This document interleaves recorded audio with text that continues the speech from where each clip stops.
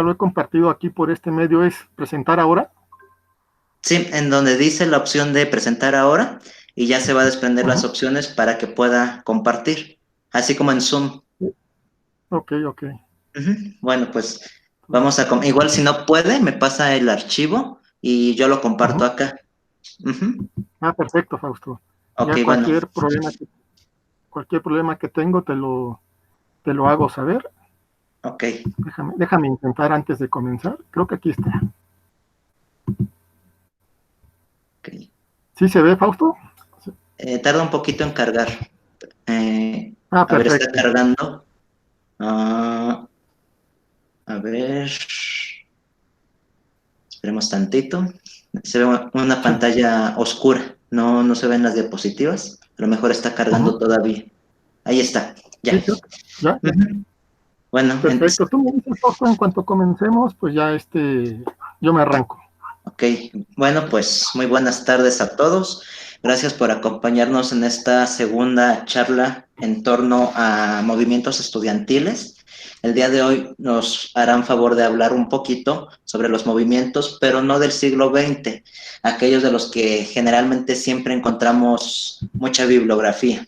En esta ocasión nos van a hablar un poco de movimientos estudiantiles, pero del siglo XIX, el caótico siglo XIX mexicano, del cual muchos hablan, que pues pasó de todo básicamente, ¿no? Pero pues bueno, para esto hoy vamos a contar con la presencia del maestro Emanuel Rodríguez Vaca, quien pues los que ya nos han acompañado ya tuvieron alguna vez el gusto de escucharlo hablar sobre movimientos de independencia, sobre la violencia hacia el Gachupín, y hoy de nueva cuenta nos está acompañando. Para los que no ubican al profesor o no nos pudieron acompañar anteriormente, el doctor Emanuel Rodríguez Vaca es egresado de la Facultad de Filosofía y Letras. Actualmente imparte la materia de Guerra de Independencia en la misma facultad y ha publicado diferentes artículos. De hecho, en un momento les pondré aquí el enlace de unos artículos muy buenos para complementar la sesión del día de hoy. Y pues bueno, sin más preámbulo, profesor, pues le doy la palabra y gracias por acompañarnos. ¿Qué tal? Muy buenas tardes. Gracias, Fausto, nuevamente por esta invitación para platicar con ustedes. Ahora es una temática distinta que no tiene que ver con independencia y que se acerca un poquito más a los temas que he venido trabajando en los últimos años, que es la guerra de reforma. En esta ocasión pretendo hablar sobre la participación de los estudiantes del Colegio de Minería en dos momentos. El primero es la guerra contra los Estados Unidos entre 1846 y 1848, y la segunda es prácticamente una década más tarde, 1858, en el contexto de la guerra de reforma. Tocaste un punto muy interesante antes, Fausto, al presentar. En realidad, este movimiento, esta participación de los colegiales de minería, dista mucho de los movimientos estudiantiles del siglo XX, del siglo XXI.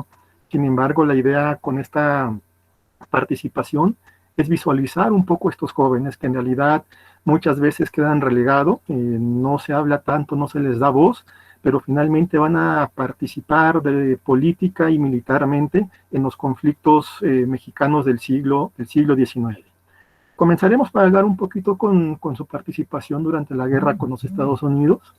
Como sabemos, este conflicto armado con el vecino país del norte se va a desatar en mayo de 1846, cuando se da la declaración oficial de guerra.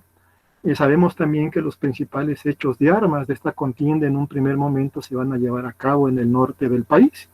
Sin embargo, el presidente estadounidense James Polk se va a dar cuenta que la campaña está resultando muy lenta y aparte muy costosa. Ante esta situación, va a abrir otro frente por Veracruz al mando del general Winfield Scott, que tenemos aquí en la pantalla. Esto con la idea de acortar su marcha hacia el centro político de la República, en este caso la Ciudad de México. Aquí lo que tenemos que ver que desde el inicio del conflicto, pues muchos mexicanos no permanecieron indiferentes a él. Muchos se van a enlistar en el ejército, otros tantos en las guardias nacionales, y van a quedar dispuestos para defender el territorio nacional ante esta agresión de los vecinos del norte. Uno de los que van a tomar participación precisamente va a ser el Colegio Nacional de Minería. en un primer momento no tanto con los estudiantes y más bien con sus autoridades. ¿Por qué? Porque en octubre de ese propio año de 1846 van a mandarle una carta al ministro de Guerra para decirle que los académicos, los empleados de dicho colegio, desean participar en el sostenimiento económico del Ejército del Norte mientras dure la guerra. Efectivamente, la fragua en ese momento va a recibir con beneplácito esta ayuda económica, van a ser 70 pesos mensuales, digo, no es mucho, pero algo es algo. Sin embargo, en el contexto militar, sabemos que Veracruz va a caer en marzo de 1847, y esta situación va a alertar por demás a los habitantes de la Ciudad de México. Saben que prácticamente Polk tiene el camino más cercano hacia esta, tiene el camino más libre, y de ahí que muchos sectores de la Ciudad de México van a pedir al gobierno que se les permita tomar las armas para defender el territorio. Aquí lo que debemos destacar, que muchos son los sectores que van a tomar participación en esto. Hay un antiguo coronel retirado, Manuel Reyes Beramendi, que va a juntar a muchos personajes de la Ciudad de México para pedir una patente de guerrilla. El 9 de abril, por ejemplo, de 1847, Reyes Beramendi, junto con algunos estudiantes del Colegio Nacional de Minería y otros profesores del propio colegio, se van a unir a este comunicado que van a lanzar al gobierno. Entre los estudiantes que van a tomar parte o que van a pedir se les ocupe militarmente para hacer frente al invasor, van a estar Manuel Gil Pérez, Blas Musquiz, José Joaquín de Herrera, Felipe Berriozábal, así como dos profesores, José Salazar Larregui y Manuel Morales. Aquí lo interesante ver de estos jóvenes del Colegio Nacional de Minería, que muchos de ellos eran hijos de importantes políticos y militares de este momento. Por ejemplo, José Joaquín de Herrera era hijo del antiguo presidente del mismo nombre. Blas Musquiz era hijo de Melchor Musquiz, también antiguo presidente de la República. Manuel Gil Pérez, su papá era coronel, y de alguna manera un poquito el que menos tenía relación con este sector militar era Felipe Berriozábal.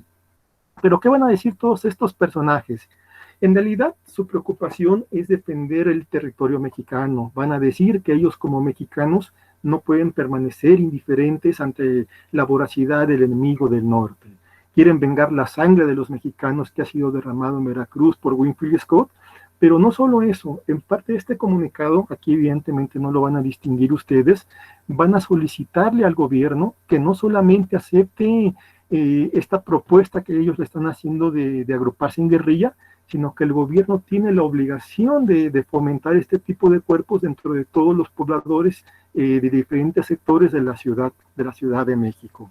Aquí pues vamos a ver un fragmento de qué dijeron estos colegiales de minería en la carta que enviaron al ministro de Guerra.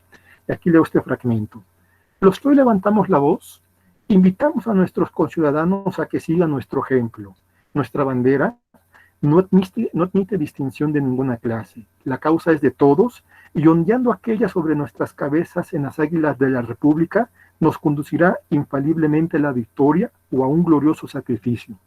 La resolución de los que firmamos el acta que precede está ya tomada irrevocablemente, o ser libres o morir. Las armas defenderán la suerte de los mexicanos. Aquí, si bien todos estos colegiales de minería piden patente para que se les ocupe en guerrilla, de primer momento el gobierno va a decir, bueno, les agradezco mucho las intenciones que tienen para defender el territorio y hostilizar al enemigo en su marcha de Veracruz hacia la Ciudad de México, pero en este momento no consideramos indispensable que ustedes tomen las armas. Aquí otro aspecto que debemos destacar de estos estudiantes son las edades que tienen. ¿Por qué?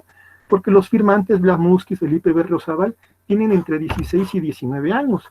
Aquí también lo importante que quiero mencionar es que no es la primera vez que estos jóvenes, este grupito, van a pedir patente al gobierno para tomar las armas. Ya en 1844, cuando tienen entre 13 y 15 años, y sabiéndose que la Ciudad de México está amenazada por Santana, ofrecen su sangre, ofrecen sus pechos para ponerlos frente a lo que ellos van a llamar el Nerón mexicano. Y no solo eso, ¿no? Si revisamos la historia de los colegiales de minería, sabemos que también durante la invasión de Barradas van a pedir permiso para tomar las armas, y si nos vamos más atrás, recordemos que algunos de ellos inclusive se van a darse de baja del colegio para irse a incorporar a las fuerzas insurgentes de Miguel Hidalgo. Bien, sin embargo, la inquietud de todos estos personajes no paró ahí, al saber que el gobierno no los quería tomar en cuenta, quizá por la edad que tenían, porque eran muy jóvenes, a finales del mes de julio y ya prácticamente con el enemigo en las afueras de la Ciudad de México, prácticamente muy cerca, muchos de ellos van a darse de baja del Colegio de Minería, una baja temporal para después poder continuar sus estudios. Aquí podemos resaltar el caso de 3 de estos personajes. Bueno, aquí, por ejemplo, en esta diapositiva tenemos a un Felipe Berriozábal ya un poquito más adulto y a José Salazar Ilarregui, que era profesor en el colegio años más adelante. Muchos de estos personajes, por ejemplo, de los estudiantes, se van a dar de baja y se van a incorporar en los cuerpos de la Guardia Nacional del Distrito Federal. La Guardia Nacional, recordemos, eran tropas, pero no era un ejército profesional, no era un ejército permanente, era el ciudadano que ante la necesidad de algún conflicto tomaba las armas para defender su espacio. Así pues, Felipe Berriozábal, Manuel Gili Pérez y José Joaquín de Herrera se van a dar de alta en los cuerpos de la Guardia Nacional. Aquí lo interesante es ver de estos personajes que el gobierno los va a aceptar no como simples soldados. ¿Por qué? Porque los estudios que ellos tienen de ingeniería van a ser básicos en este momento para algunas obras de defensa. Por esta razón, todos van a ser admitidos con el grado de teniente. Eso sí, todos en diferente cuerpo, ya sea en el de caballería, ingenieros o en el cuerpo de infantería. Sin embargo, y si bien se incorporan a las guardias nacionales, es pertinente mencionar que sus servicios no van a ser ocupados o en realidad en los partes de guerra de las batallas que he consultado de las acciones de armas que se llevaron a cabo entre los meses de agosto y septiembre en la Ciudad de México, no aparece ninguno de ellos en estas relaciones. Aquí me regreso un poquito, por ejemplo, muy contemporáneos a estos personajes, pues también podemos encontrar a Miguel Miramón y Manuel Ramírez Arellano, que colegiales más bien son del colegio militar, pero todos son contemporáneos, ¿no? Y esto es muy interesante porque también esta guerra de alguna manera va a marcarlos políticamente, ¿no? Estos personajes en un futuro se encontrarán en el campo de batalla. Bien, estos personajes, Berriozábal, Manuel Gili Pérez, así como José Joaquín de Herrera, aquí está la foto del papá de él, por cierto, no van a tomar o no van a combatir precisamente, sin embargo se les van a dar comisiones militares. ¿Por qué razón? Una vez que el ejército estadounidense ocupa la Ciudad de México en el mes de septiembre, ellos van a salir a distintos puntos de la República.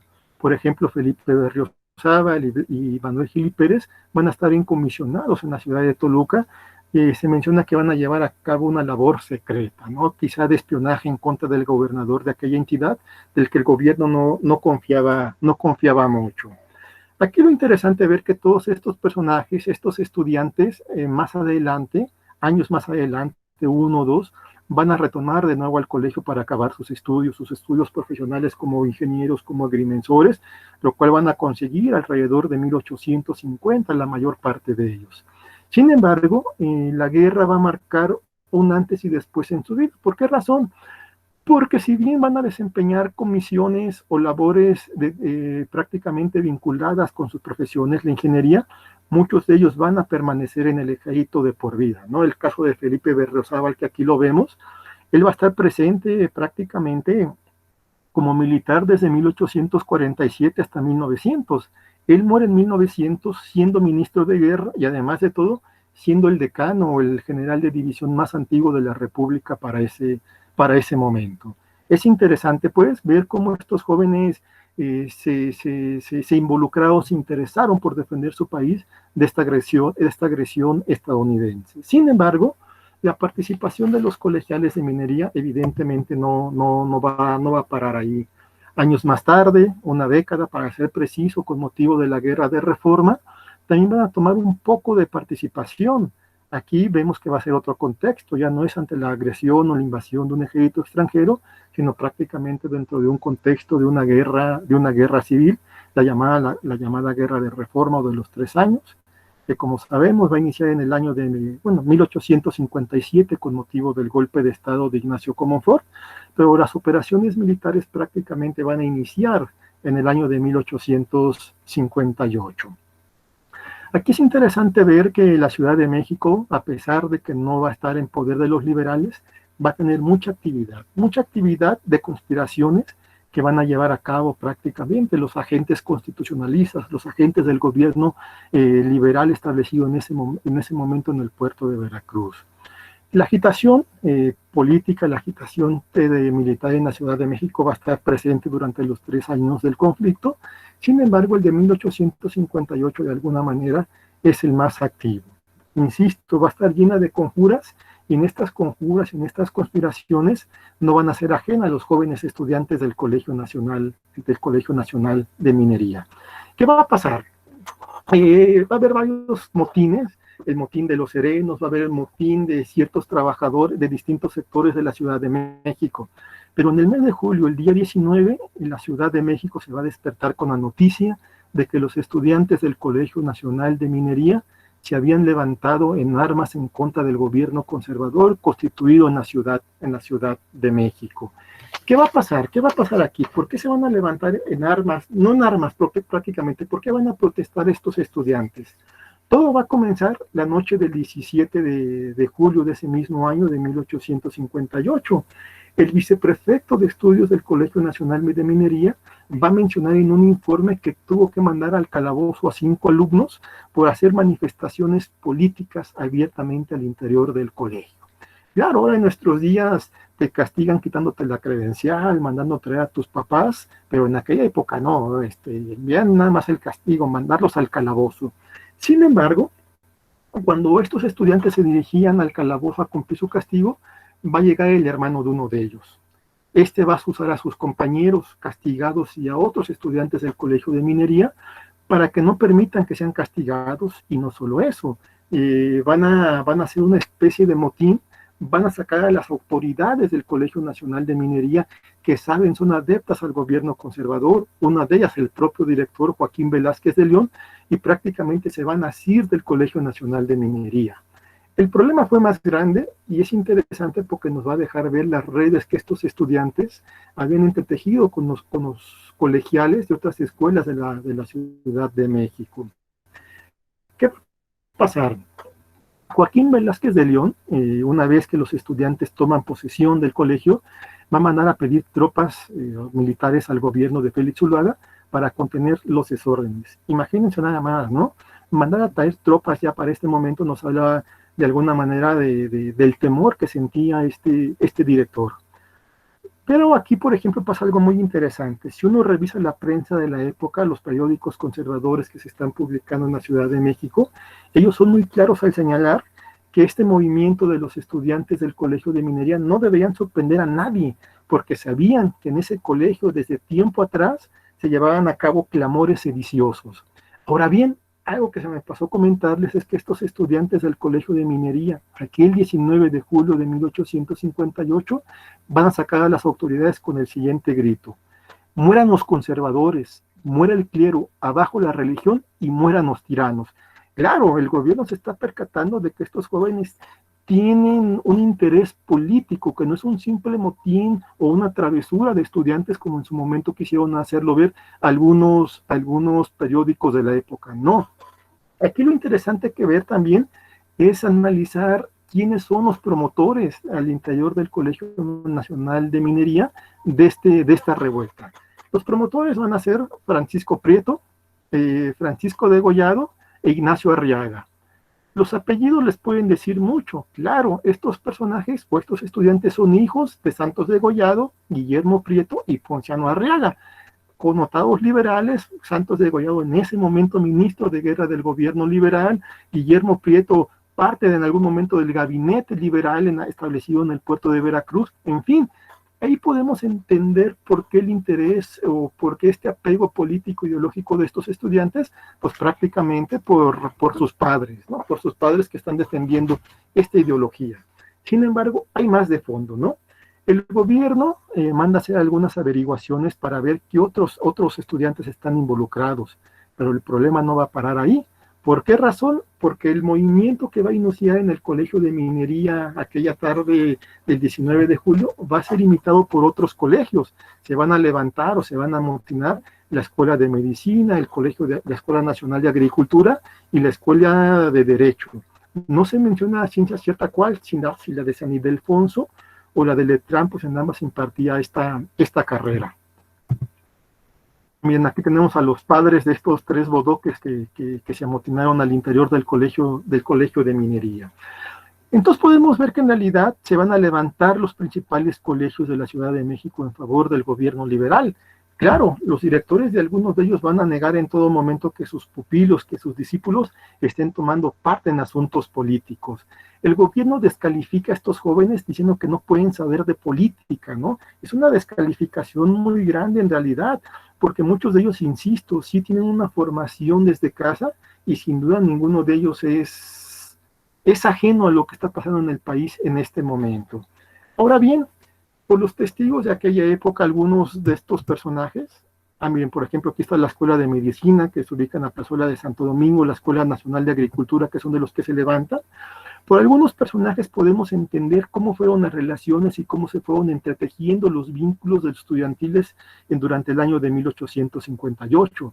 Por ejemplo, Ignacio Manuel Altamirano, Manuel M. Flores, que después va a ser un importante político, poeta, van a dar algunas referencias de cómo se fueron haciendo estas confabulaciones de los estudiantes.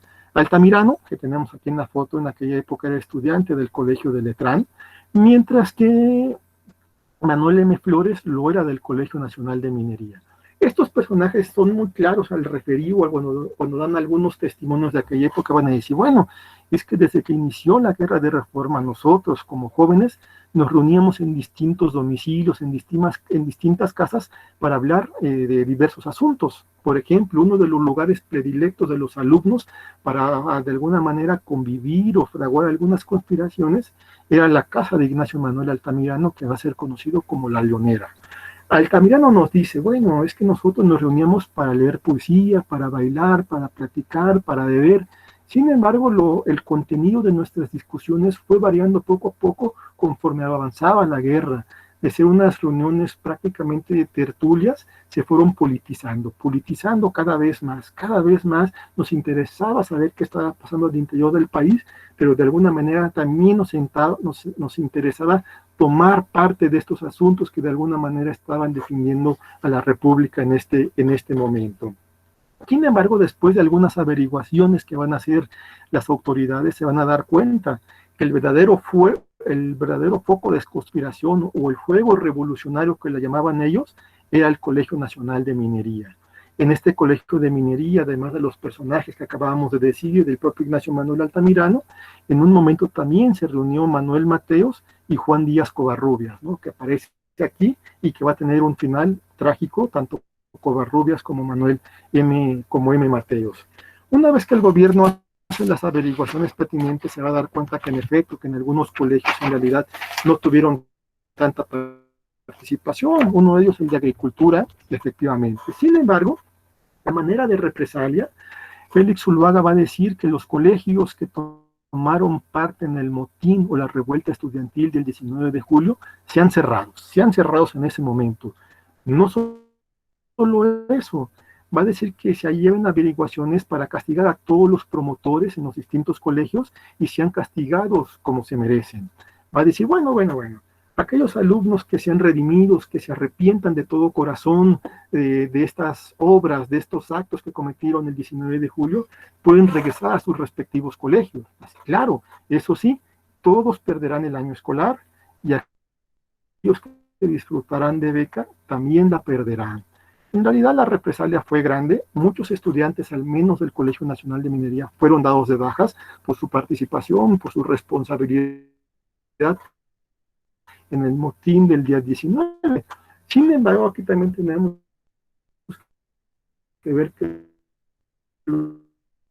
los estudiantes no fueron los únicos que de alguna manera pagaron las consecuencias por parte pero también si uno analiza, posiblemente, eso es una hipótesis, él es uno de los que de alguna manera está articulando estos estudiantes con los agentes liberales de mayor peso y mayor rango para que los colegios se levantaran de alguna manera y desconocieran al gobierno conservador que representaba en este momento Félix Zuluaga. Si bien durante 1858 la cosa de alguna manera va a quedar un poco tranquila al interior del Colegio de Minería y en general de todos los colegios, no significó que los estudiantes quedaran tranquilos, ¿no? Al contrario, como son conspiraciones, como son conjuras, muy difícilmente podemos saber cómo se llevaron a cabo y quiénes más participaron. Sin embargo, dos de los estudiantes que mencionamos hace un momento, bueno, uno ya no estudiante porque ya se había graduado, Manuel Mateos y Juan Díaz Covarrubias, sabemos que cuando el ejército liberal va a llegar a la Ciudad de México en marzo de 1859, van a tratar de marchar al pueblo de Tacubaya para incorporarse a sus fuerzas. No van a ser los únicos en realidad, ¿no? Si uno revisa las relaciones, los testimonios, las memorias de algunos personajes de aquella época, dicen que muchos estudiantes de distintos colegios intentaron ir a Tacubaya para incorporarse a las fuerzas de Degollado. Sin embargo, no pudieron salir de México. ¿Por qué? De la Ciudad de México. ¿Por qué razón? Por la vigilancia que las autoridades militares habían puesto en las garitas. Además, recordemos que la Ciudad de México todavía tenía algunas zonas lacustres, tenía algunos canales, como aquí podemos ver, del pueblo de Iztacalco, lo que les dificultó salir de la ciudad para incorporarse a los liberales. Claro, no todos se quedaron, muchos sí pudieron salir y se van a incorporar prácticamente al ejército liberal comandado por Santos Degollado. ¿Qué va a pasar? Quizá los casos más conocidos de estos personajes es precisamente el de Juan Díaz Covarrubias y Manuel Mateos, que van a morir fusilados en manos de Leonardo Márquez en abril de 1859. Se puede decir, y mucho se ha discutido, de que fueron fusilamientos exagerados. Posiblemente sí, ya habían caído prisioneros, pero es un contexto de guerra, ¿no? Y un poquito lo que hablábamos en la participación pasada que tuve, que en un contexto de guerra de repente tienen que acabar con el enemigo de alguna otra manera. Juan Díaz Covarrubias y Manuel Mateo son unos enemigos que se tenían que acabar con ellos porque el gobierno sabía que desde tiempo atrás, años atrás de Pereira II, habían atacado mucho ¿cómo se llama?, al Partido Conservador, y finalmente van a acabar en el paredón en abril de 1859, fusilados por Márquez. Márquez, es importante mencionarlo, tiene mucha relación con el jefe de policía de la Ciudad de México de ese momento, Juan Lagarde, y Juan Lagarde conoce muy bien quiénes son los conspiradores, sabe que alumnos del Colegio de Minería están conspirando, sabe que alumnos de la Escuela de Medicina están conspirando, y posiblemente pudo pasarle el dato a Leonardo Márquez para que aprovechara que algunos de ellos habían caído prisioneros y fusilarlos. En realidad, pues, la actividad de los estudiantes de minería y de los estudiantes de los demás colegios va a disminuir a raíz del fusilamiento de Juan Díaz Covarrubias y Manuel Mateos. De alguna manera se van a calmar las aguas e insistimos, lo que no va a ocasionar que estos dejen de conspirar.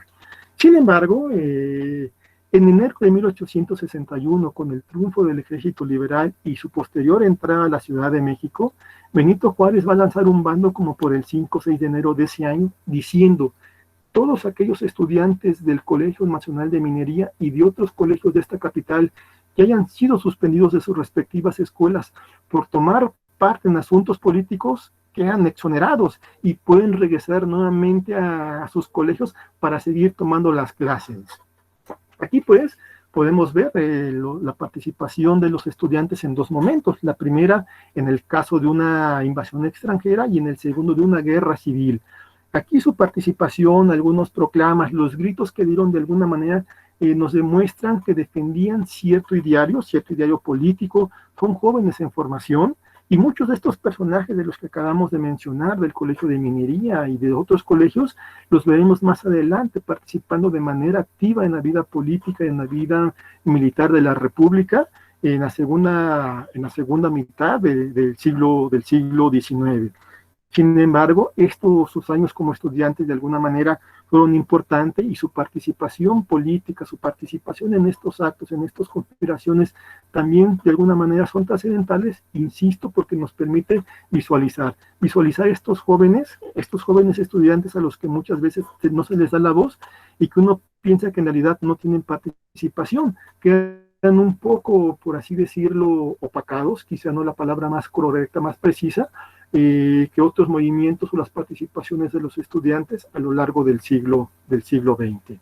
Y pues mi participación de mi parte sería todo, Fausto. Muchas gracias, profesor.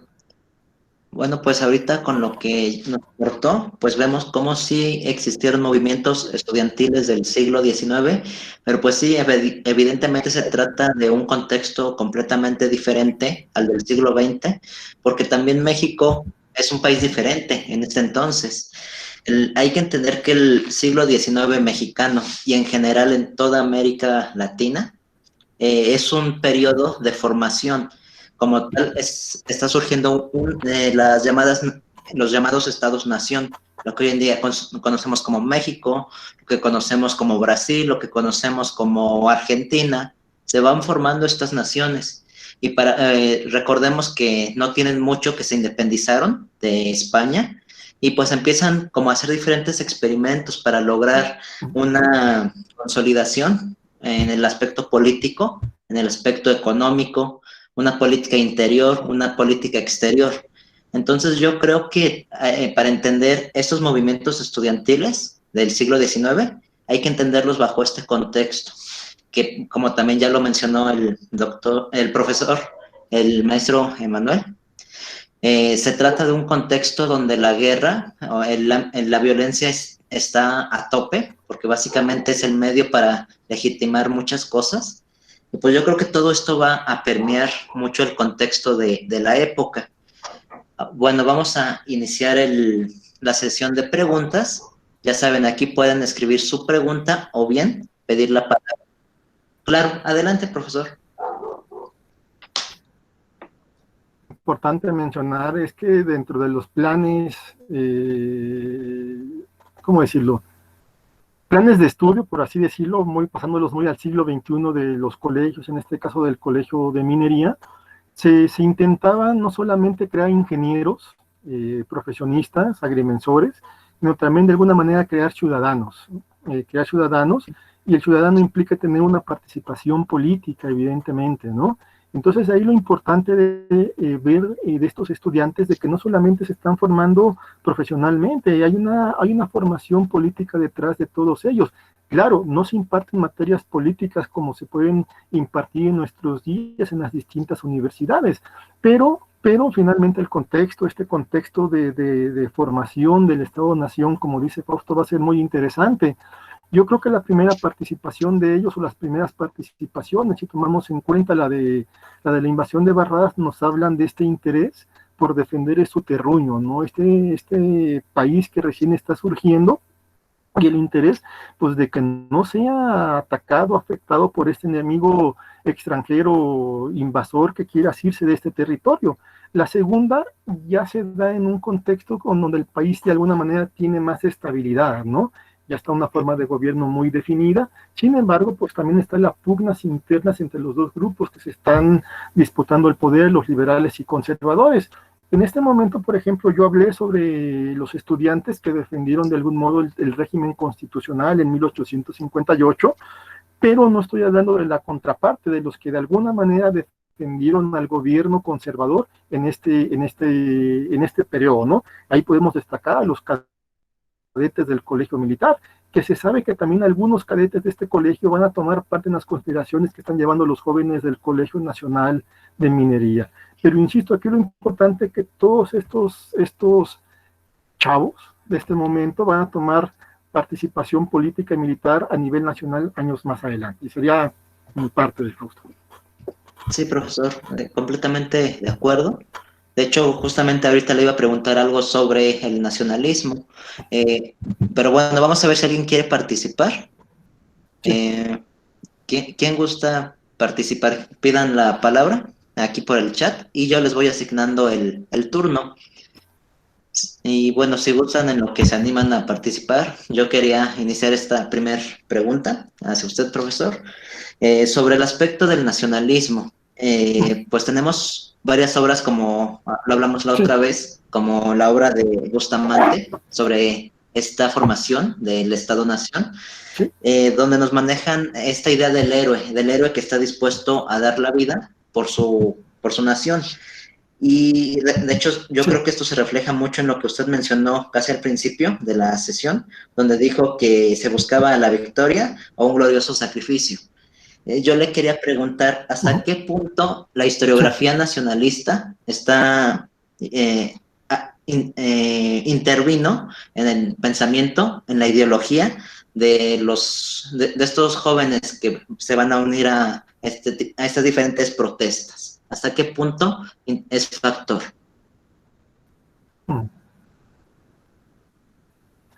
Pues mira, más que la historiografía, Fausto, es el contexto mismo, ¿no? Yo creo que México para el momento de la guerra con los Estados Unidos todavía como que es muy endeble este concepto de nación, muy, muy endeble, ¿no? Lo vimos que es un federalismo un tanto mal entendido, un federalismo que acaba de entrar en funciones apenas 2 años antes.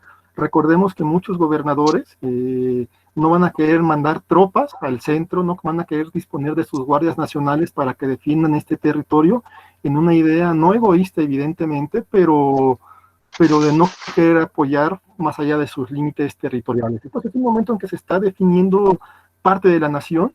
Sin embargo, a mí me llama la atención algunas proclamas o algunos escritos que tienen aquí. Es que lo andaba buscando otra frase, Fausto, pero no la encontré. Pero de alguna manera estos chicos, no sé si también los estudios influyen para eso, ya tienen otro concepto, ¿no? De lo que para ellos puede ser la nación, la unidad prácticamente de todo este territorio que conforma México para este momento. La historiografía yo creo que no, para este momento, no influye tanto en esta cuestión del nacionalismo, es algo que ellos van adquiriendo, que han agarrado conciencia, yo creo, a través de sus estudios, Fausto, y viendo la situación, el peligro que en este momento corre México, en caso de que los estadounidenses puedan asirse del territorio nacional, ¿no? Ok, profesor, sí, pues yo tenía esa duda si era directamente intervención por parte de la historiografía o era como usted, pero creo que sí, sería más como usted dice, depende más del contexto que se está viviendo en ese entonces. Uh-huh. Ok, pues ahora sí, ¿quién más gusta Sí. participar? Anímense, por favor, aprovechen que el maestro nos está acompañando el día de hoy. Ok, veamos aquí. Hay un... Fíjate, Fausto, aquí Ajá, quiero... dígame. Ah, no, Ah, la ok, pregunta, Fausto, está bien. adelante. Nos pregunta Esperanza Alcocer. ¿Qué legado dejaría, qué legado dejan estas revueltas estudiantiles a las generaciones contemporáneas, a ellos?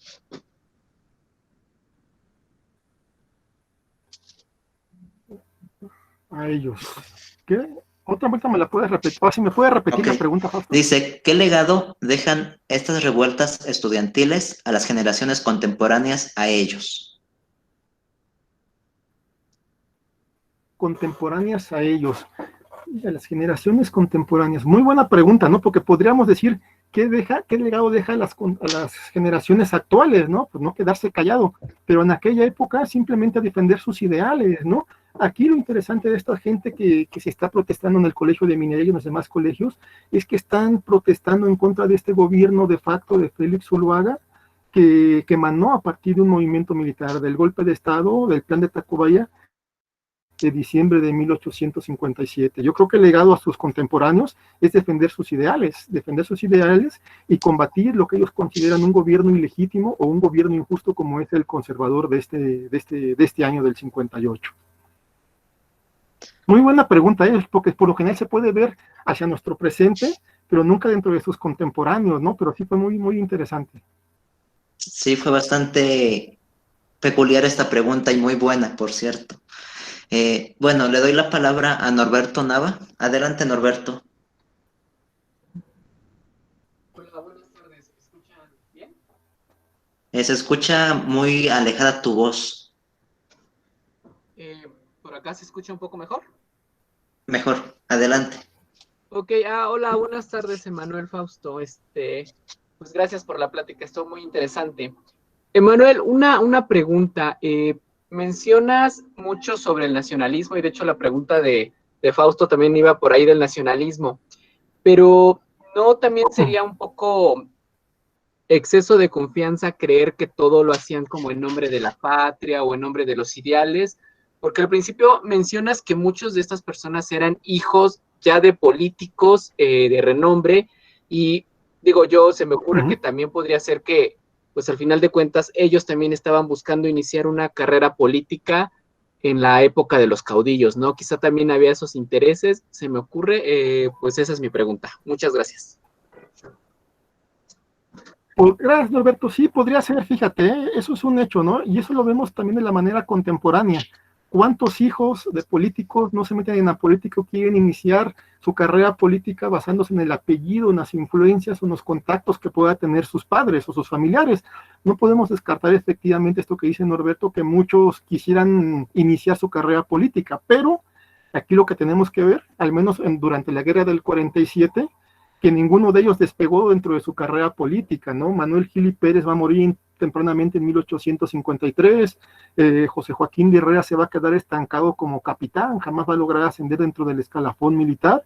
El único que va a llegar a un grado importante, a ministro de guerra en el gobierno de Benito Juárez, de José María Iglesias, de Porfirio Díaz, que va a ser gobernador de Veracruz, de Michoacán, de la línea del norte de Tamaulipas, va a ser Felipe Berriozábal, y curiosamente es el que menos contactos tiene de todos ellos, ¿no?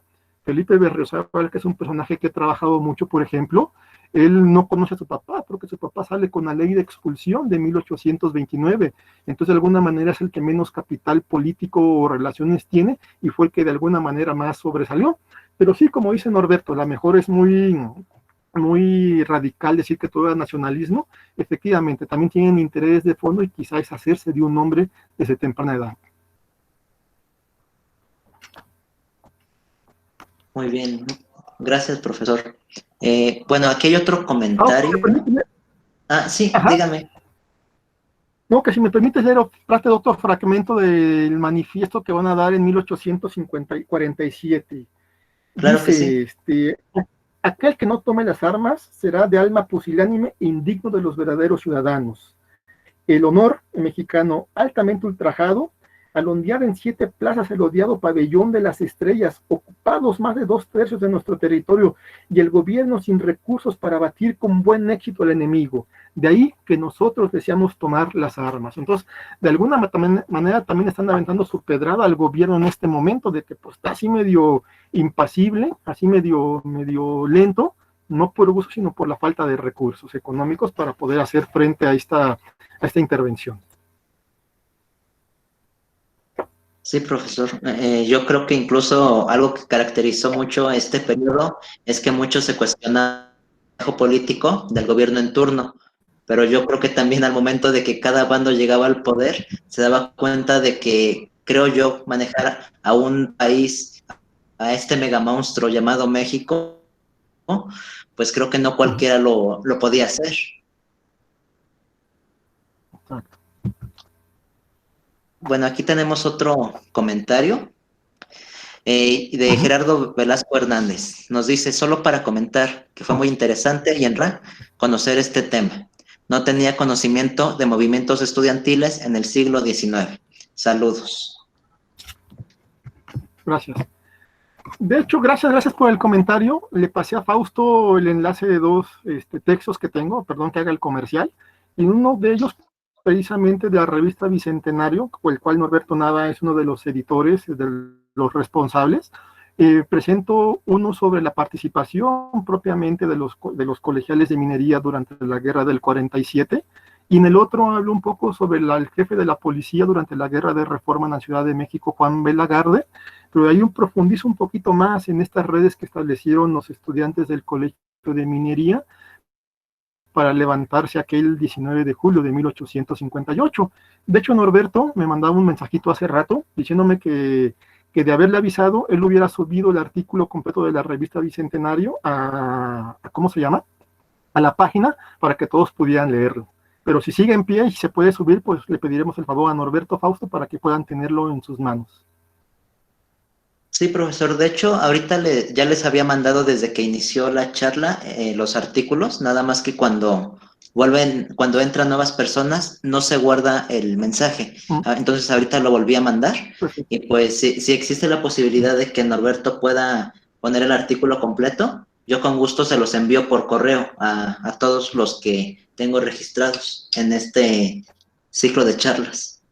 ¿Sí? Gracias. Ya dijo Norberto que sí se puede. Gracias, Norberto. Gracias, Norberto. Bueno, ¿quién más gusta participar? Todavía nos quedan 10 minutos de participaciones. Vamos a ver si alguien más se anima a pedir la palabra o a escribir su comentario. Cualquiera de las dos cosas es bienvenida. Que bueno, yo preferiría que hablara, ¿no? Porque pues es como un diálogo más directo. Ok, hay una pregunta de Majo Cervantes. A ver, vamos a ver. Creo que se me pasó aquí una. Majo. Aquí está. Majo Cervantes nos pregunta, dice, ¿hubo algún tipo de manifestación en las calles? Es decir, ¿alguna marcha como actualmente la conocemos? No, gracias por la pregunta, Majo. No, no tipo de manifestaciones en la calle. En realidad el control policíaco que tenía el gobierno de Félix Zuluaga era muy grande. Y en realidad, si uno revisa un poquito la segunda mitad del siglo XIX mexicano, como que no es muy dado a que se manifiesten como en nuestros días, ¿no? Que salimos en grandes marchas, etcétera.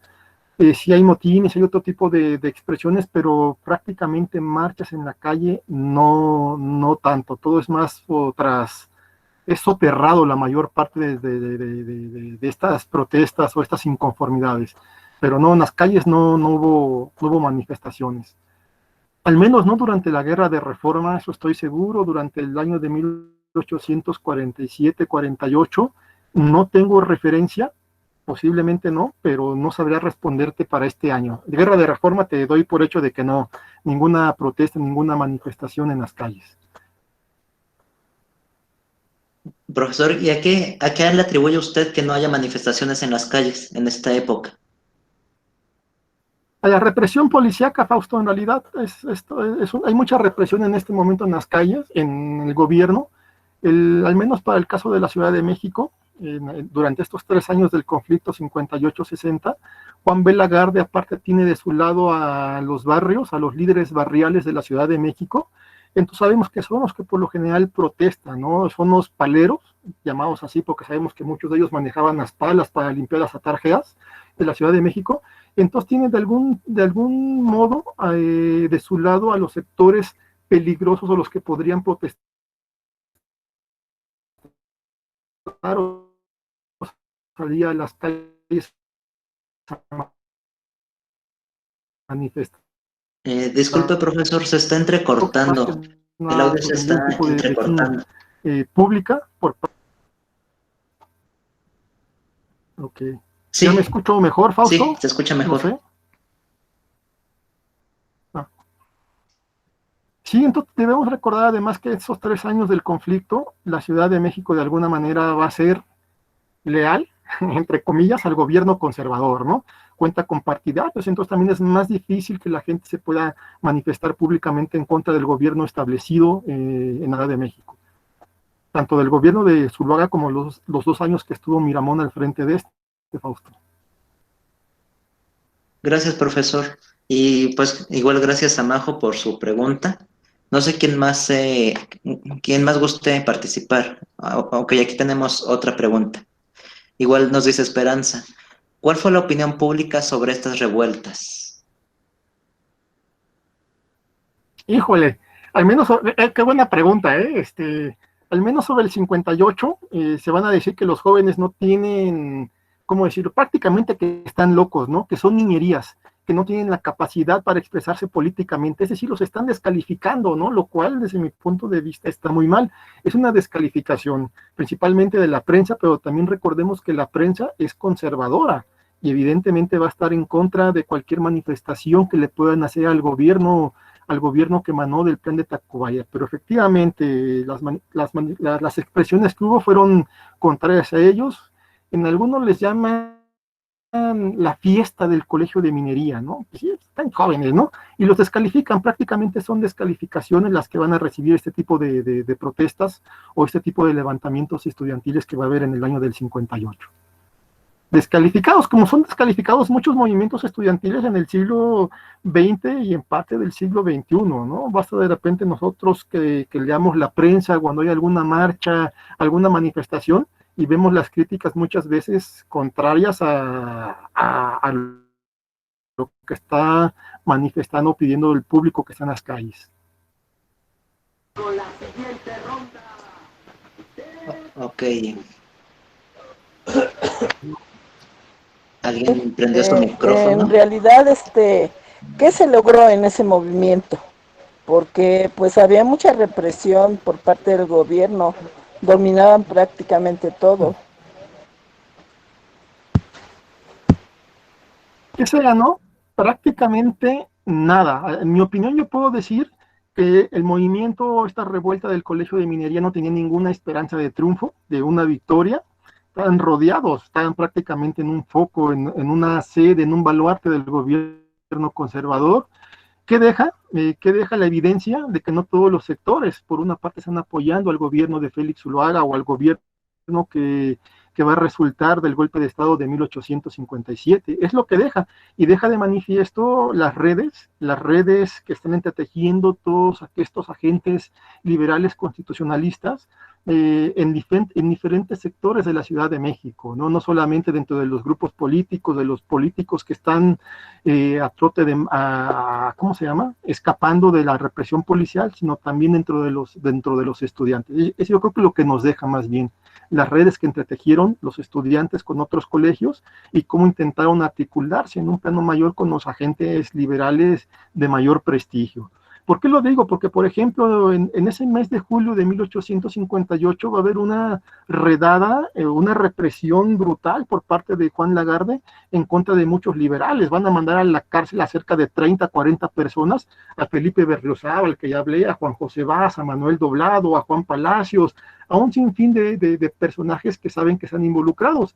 Y aquí donde se pueden hacer o atar o hacer conjeturas más bien de que posiblemente muchos de estos estudiantes, por las relaciones que tienen de parentesco, familiares, de amistad con los grandes conspiradores, el círculo fuera un poquito más amplio. ¿Por qué? Felipe Berriozábal había sido estudiante del Colegio de Minería, Juan Palacios, que mencioné, era profesor y era muy amigo de Berriozábal, Benito Quijano, otro de los detenidos, también va a estar muy involucrado.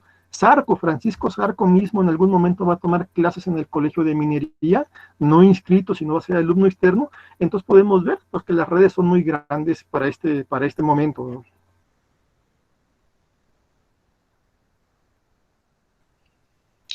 Ok, gracias por su pregunta. Bueno, aquí en el chat ya nos dejó Norberto el artículo completo. Muchas gracias, Norberto. Y vamos con una última pregunta, que es de Majo Cervantes. Nos dice, ¿hubo alguna publicación que los apoyara y dijera las cosas que sucedían dentro del movimiento, más allá de los manifiestos que ellos sacaron? No, en realidad no, porque vuelvo a lo mismo un poquito, la mayor parte, más bien no la mayor parte, todos los periódicos que están circulando en la Ciudad de México en este momento son conservadores, ¿no? La Sociedad, el Diario de Avisos, Diario Oficial del Supremo Gobierno, son los de mayor circulación, pero todos en defensa del gobierno conservador. Claro, los agentes liberales van a tener algunos periódicos clandestinos, el Constitucional, el Boletín de Noticias, en fin, pero en realidad estos periódicos no tienen una regularidad de decir, salen diarios, salen cada semana, salen cada que Dios lo da a entender y cada que pueden sacarlos a la luz. Sin embargo, no hubo manifestación o no hubo opiniones sobre este movimiento, aunque más adelante, años más adelante, por ejemplo, Ignacio Manuel Altamirano, a través del Regenerador, un periódico que él tenía, va a minimizar su participación en aquellos años, va a decir, es que fueron niñerías lo que hicimos en ese momento, no teníamos posibilidades de triunfo, fue un destello de querer participar, pero no, volviendo a la pregunta, pues no hubo ningún comentario en su favor. Es una prensa controlada. Muy prácticamente, bien. Así lo podemos decir. Gracias, profesor. Bueno, pues con esto terminaríamos la sesión del día de hoy, a excepción de que alguien quiera dar una última opinión, un último comentario, una última pregunta. Pero parece que no, parece que ya no hay más opiniones. Pues bueno, profesor, no sé si quiera dar un comentario final, una conclusión.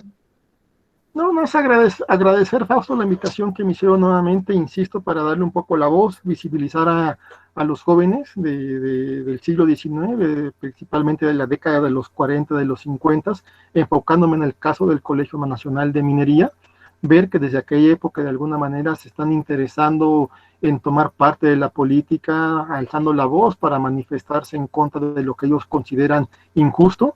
Y quedarte con eso, Fausto, agradecerte la invitación e invitarlos a leer los artículos donde de alguna manera se profundiza un poquito más. Muchas gracias, profesor, y le agradecemos que nos mande estos artículos porque pues sí, en media hora pues no se puede abordar gran cosa, entonces pues siempre es bueno tener un texto que nos complemente. Bueno, pues aquí le están dando las gracias. Félix León le dice muchas gracias. Igual Esperanza. No, a ustedes por escucharme el tiempo de venir y entrar aquí y escuchar esta plática. Bueno, pues muchas gracias a todos. Profesor, en cuanto tenga la grabación se la hago llegar por WhatsApp, por si gusta darle difusión a usted. Y pues bueno. Muchas gracias. Y pues bueno, damos por finalizada esta segunda charla y nos estamos viendo el próximo jueves a la misma hora con un nuevo tema. Muchas gracias a todos, muchas gracias, profesor, y pues les doy gracias a todos en nombre del gobierno de la Ciudad de México y del programa Pilares. Les agradezco y pues nos estamos viendo la próxima semana. Hasta luego. Hasta luego.